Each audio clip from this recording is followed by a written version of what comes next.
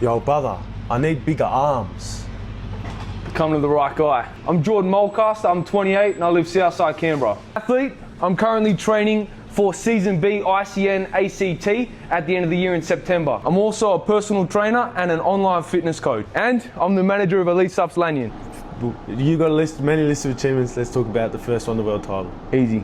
So yeah, I'm a world champion bodybuilder. I won that in 2024, Season B at the World Natural Games for men's physique. After winning the world title, I was actually asked to go and compete in the pro show, where I came 6th in the world in the pro division as well. I used to play a lot of footy. I was, 2016 highest point scorer of the year in my league. What else? I played 15 seasons of rugby league growing up, 3 seasons of rugby union. I was always heavy into my rugby. Had a lot of fun there. I'm four-time overall champion for men's physique and bodybuilding. I currently hold the record in ICN for most amount of regional wins in a row. 3 years in a row, I won the overall. So why did you pursue bodybuilding, natural bodybuilding? So I started bodybuilding by chance actually. I was in the gym training. I just busted my knee playing footy, and my coach come up to me at the time and he said, "Oh man, you're kind of big, like you ever thought about doing bodybuilding?" I said, "Man, like, I don't know, I've never really thought about it, but like, what's the worst that can happen?" So I ended up starting my first 20-week prep. I lost 20 kilos in the process, and won my first overall that season as well. What was it like, pursuing a bodybuilding career in Canberra of all places? Like, it's a very unknown or not a very popular sport in Canberra. Yeah, so bodybuilding is quite niche. I never knew anyone who did bodybuilding in Canberra growing up. So obviously, being in rugby, never heard of any of my friends doing it, any of my family doing it. So it felt like a little bit sort of lonely at the start. But obviously going to the shows and everything, the shows have been awesome. Everyone's so friendly. Everyone's there just to have fun and show off all their hard work. So I found it to be a very sort of welcoming sport, but just not one that I knew was so wide. So a day in my life is I generally wake up around 6:30, get out of bed, do your whole morning routine, eat, have my pre-workout, go train, and generally finish up around 9. I'll come down, I'll do about an hour's worth of steps, open the shop. So I work at Elite Subs Lanyon 10 till 6. In that time, I obviously manage the shop, do all the sales, but during downtime, I like to do all my online coaching then. So yeah, very available between those hours.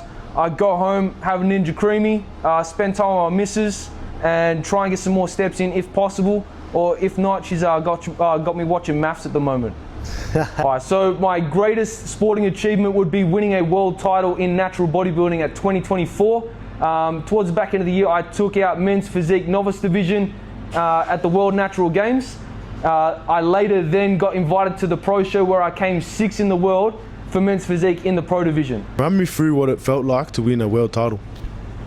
Man, I get goosebumps even now just thinking about it. It was the most exhilarating thing ever. It's a culmination of weeks and months of hard work, grinding away in the gym every day. Everything you eat is with a purpose. Every movement you do is with a purpose. And for me to win a world title after doing everything so purposefully for months on end, it just felt like a huge just pat on the back.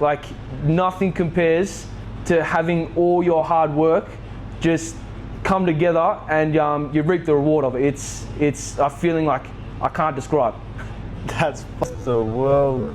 What does a year look like for a competitive bodybuilder? If you're competing every year, you generally have about 4 or 5 months as an off season, where obviously diet isn't as stringent. You're normally in a caloric surplus, so you're trying to grow. And then the next 8 to 8 months is all spent in a calorie deficit, trying to maintain all the muscle you've grown in off season while still also shredding off the body fat.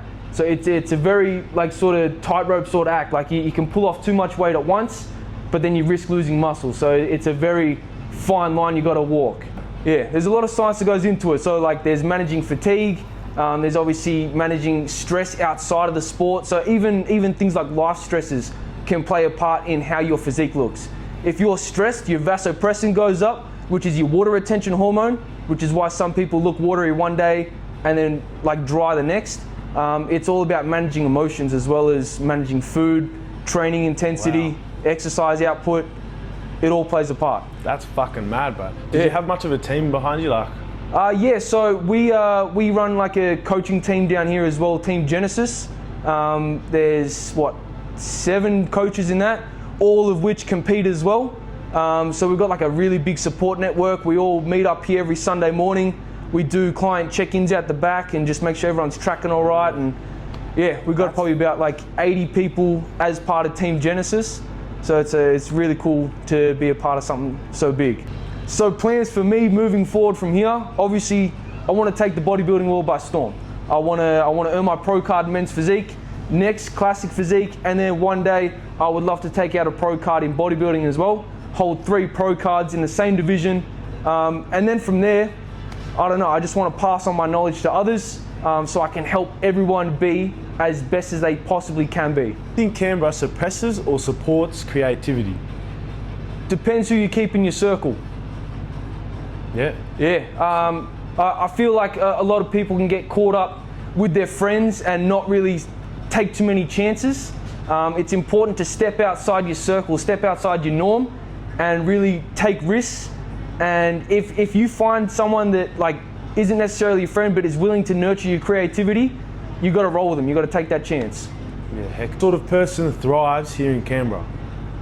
I'd say a go-getter. You can't be lazy. It's very easy to get caught up in all the roundabouts and all the public servants and everything like that. If you're lazy, you're going to find yourself stuck a lot of the time. You got to get out. You got to walk around the lake. You got to meet new people. You just got to put your hand up. People that sit around and wait for things are going to be people that find themselves stuck. What was it like for you growing up in Canberra? Me growing up in Canberra, it was a little bit crazy.